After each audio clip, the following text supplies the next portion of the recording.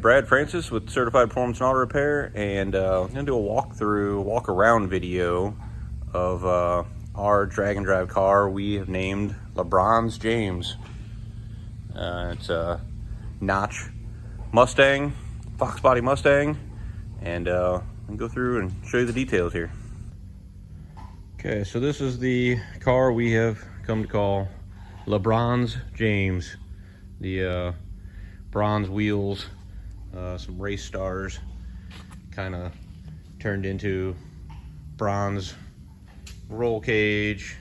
There's some bronze powder coating on the hot side of the exhaust. We took a set of, I believe these are 10th anniversary Cobra replica wheels and painted them bronze. Sent the rear race stars out to MacFab for some fast steady bead locks on the bronze race stars. So all the stainless has kind of turned bronze on it after all the heat. Sorry, the car is pretty filthy right now. We've been getting nothing but rain, so our parking lot turns into a bit of a gravel mushy mess out here. But this is the car we built for doing drag and drives, and the next one, as the anxiety clock counts down over here, Mega Week is in 30 days, 2 hours, 39 minutes, 51 seconds, counting. But first purpose-built drag and drive car we've done. Really learned a lot putting this together. It's been quite an experience. Trying to, I don't know, I want to say relive high school glory days, but my wife and I had a notch Mustang back in high school, and trying to decide on building something. Like, why don't you build another notch Mustang? So here we are. We like being different though, so we didn't want to just do the same old notch Mustang with a turbo LS. So the one thing that really sets this thing apart is under this hood. So let me show you what we've got here. More bronze. Friend of ours, Jeremy Kroger, hydro dipped some the cold side with We the People. I don't know how well you can see that. And there, it turned out really cool. But this is not a single turbo LS. This is a Generation 2 small block Chevy, an LT1.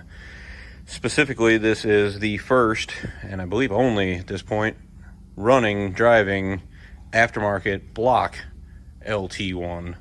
The blocks were made by Spec 1 M&M Competition Engines in Indiana. We got this one with, we're not running an OptiSpark anymore. Still have the LT1 style water pump. This is a set of AFR 227 heads. We do run it on LS coils. We have a Holley dual sync distributor in the back.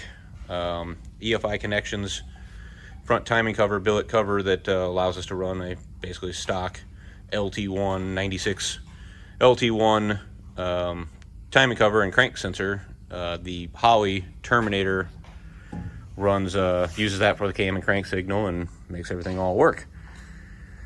Let's see, we have the CRT turbo. Chris Watkins put this together for us. It's a fairly large single S485.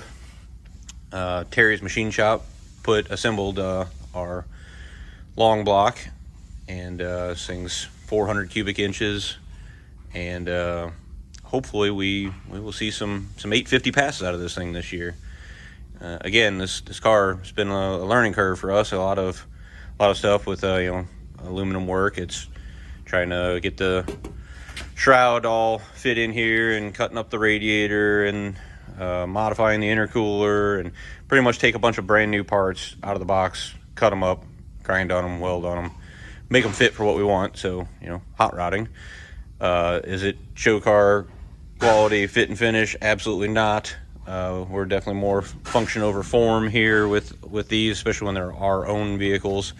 I do like things that look nice. It's just shiny paint gives me anxiety, so As you see, like the paint on this looks really good. This is done by White Trash Customs down in Fredericktown, Missouri, and it's a matte clear with a little bit of pearl in it. So lighting in here doesn't show it very well. Out in the daylight, the car looks really good. It's just it's not a show car.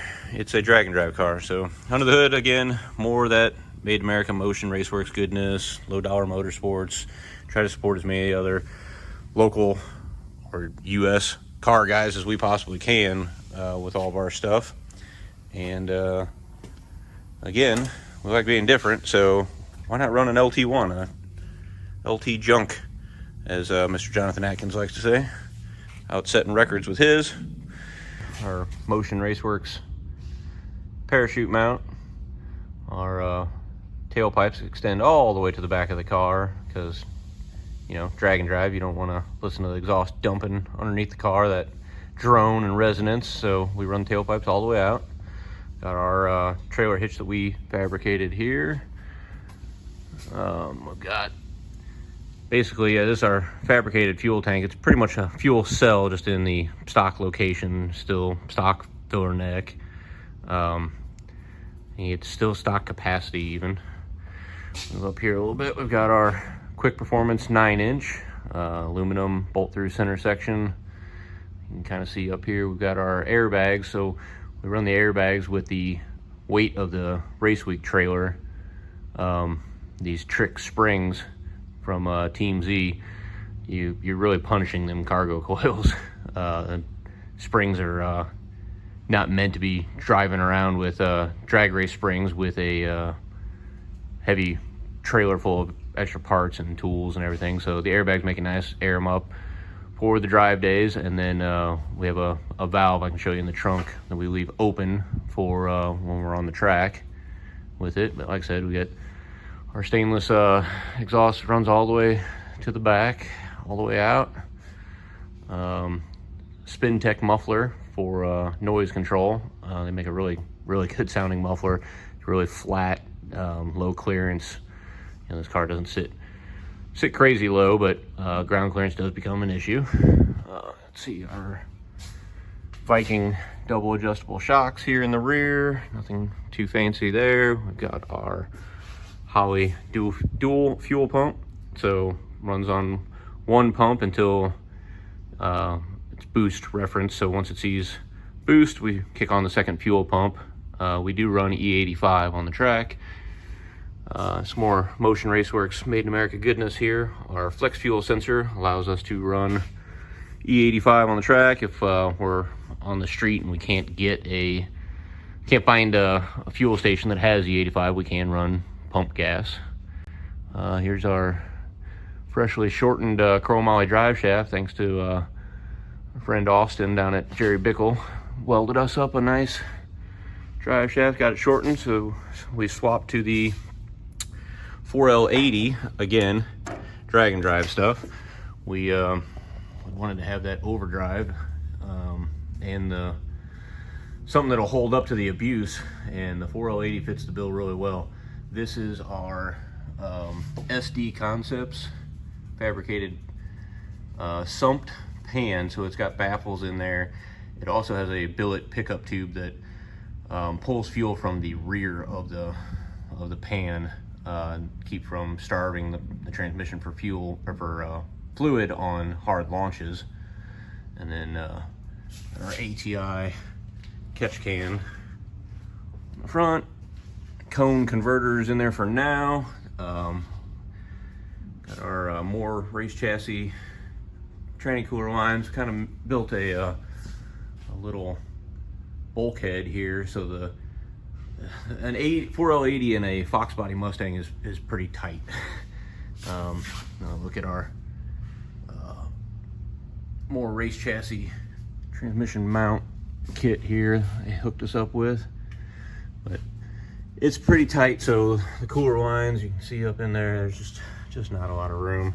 So we run them over the top of the transmission into this bulkhead. So when anything has to come apart, we just take the lines loose at the bulkhead there, and these lines go up to our external cooler, tucked up here in the fender. We've got our engine oil cooler up above that. Try to get a better view here. It's pretty large. Try to keep this engine cool. Look from the bottom side here at this bronze powder coated exhaust. Here we have our wastegate and our loud valve set up, so when the boost hits 5 or 6 psi, I forget which, it sends pressure down to that little solenoid there that opens up a dump, so all the exhaust back pressure is negated quickly, and the exhaust flows out here instead of going all the way down through the downpipe and through the Spintech muffler and out the back. So seems to work pretty well. Look at our Team Z front K member, tubular K member. These are some save your ass bars or skis that if the thing goes into a power wheelie and comes down really hard, we catch that there instead of smashing our nice oil pan.